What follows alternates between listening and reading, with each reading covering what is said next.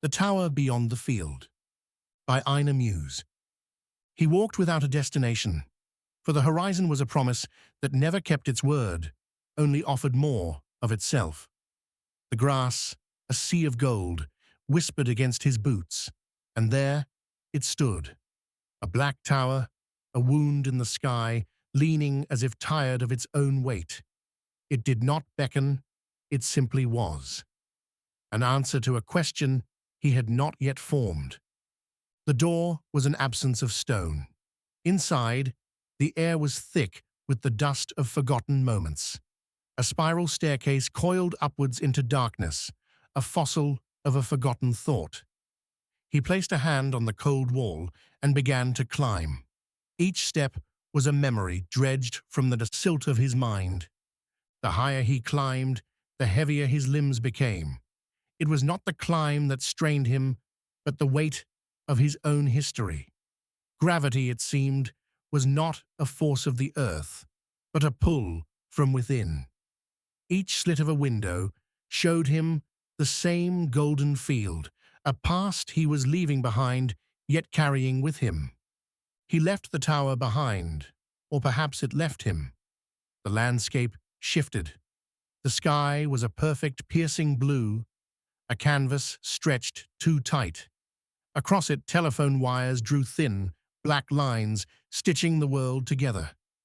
They hummed a low, constant note, a song of distance.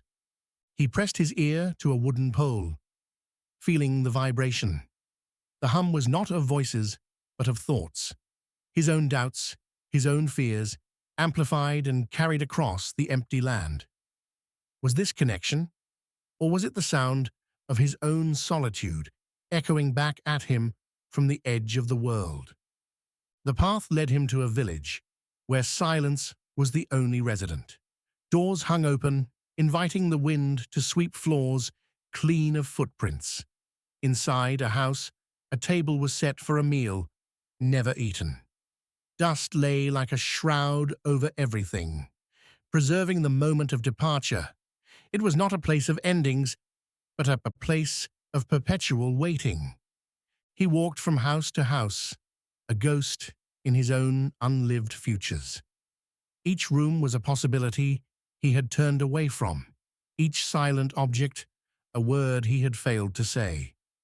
The village was not abandoned. It was a museum of his own potential, and he was its only visitor. And so he walked until the landscape began to rhyme.